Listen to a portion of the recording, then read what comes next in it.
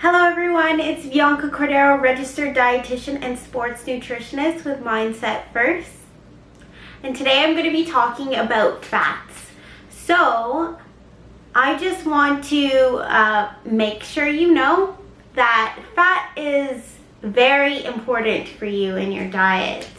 It may be high in calorie at 9 calories per gram. However, there are lots of vitamins you can get from foods that have fats in them. There are lots of minerals, and specifically there are fat-soluble vitamins, which are A, D, and K, that you get from foods that are higher in fat. And so that's something just to keep in mind throughout this video.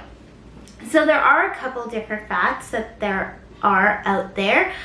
So there are trans fats, which are kind of the ones that we tell you normally to stay clear of. And those consist of things that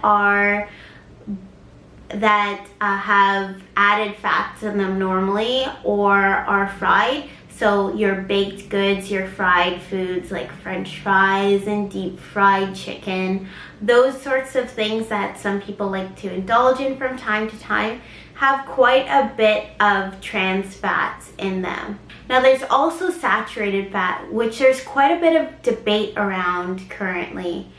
And that's because we previously thought that they were really bad for your heart, but now there's some studies suggesting maybe otherwise, but they still aren't necessarily beneficial to heart health.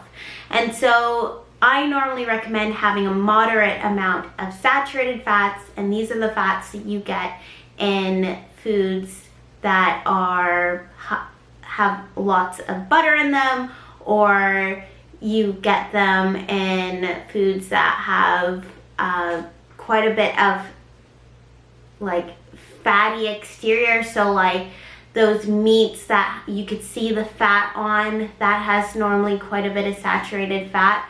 And also, of course, stuff like cream. There are other foods that have saturated fats in them, but those are the ones that have quite a lot of fat that are considered to be saturated. So we've covered trans fats and saturated fats. So saturated fats we need in moderation. Trans fats are something that you can try and stay clear of, but maybe once in a while you can have them just as a treat to yourself. But other than that, we have our unsaturated fats, and those are normally things that you get from either plant-based foods or fish. So with our polyunsaturated omega-3 fats, we typically get this from fatty fish, and these are great because they are anti-inflammatory, and our diets in North America are pretty pro-inflammatory. So it's great to have omega-3 because we typically tend to be low in omega-3 in North America. So not only can you get it from fatty fish, but you can get it from flaxseed, and you can also get it from hemp seed. So there are quite a bit of different things that you can get it from. You can also have a supplement as well, but I always say it's best to get everything from whole foods. So if you can do that, that's even better. Now, there are also omega-6 polyunsaturated fats, and those are the type of things that you get from nuts and seeds often, and grains as well have omega-6 fats. And also you can get them from things like meats like poultry. And the thing about omega-6 is we typically have a lot of it in our diet, so it's not something that I normally would recommend to go out of your way and try and get more of, but by all means, it's not extremely bad for you. It is a polyunsaturated fat, which is required by the body to have pro-inflammatory responses to things such as when you get a cut and you need that clotting to happen. What is actually happening is that omega-6 helps to aid that inflammatory response, which helps to repair your body when you get stuff like cuts.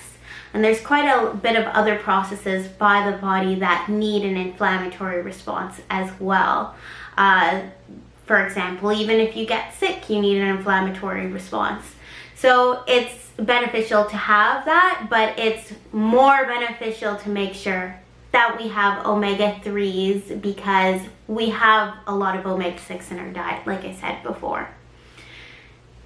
Now, the final fat that I want to talk about are monounsaturated fats, and foods that have unsaturated fats in them typically have lots of vitamins and minerals in them, so they're definitely something that you want to have in your diet, because foods with monounsaturated fats include some nuts and seeds, and avocados have monounsaturated fats in them. So I hope this helped, and if you have any questions, as usual, just leave them in the comments below.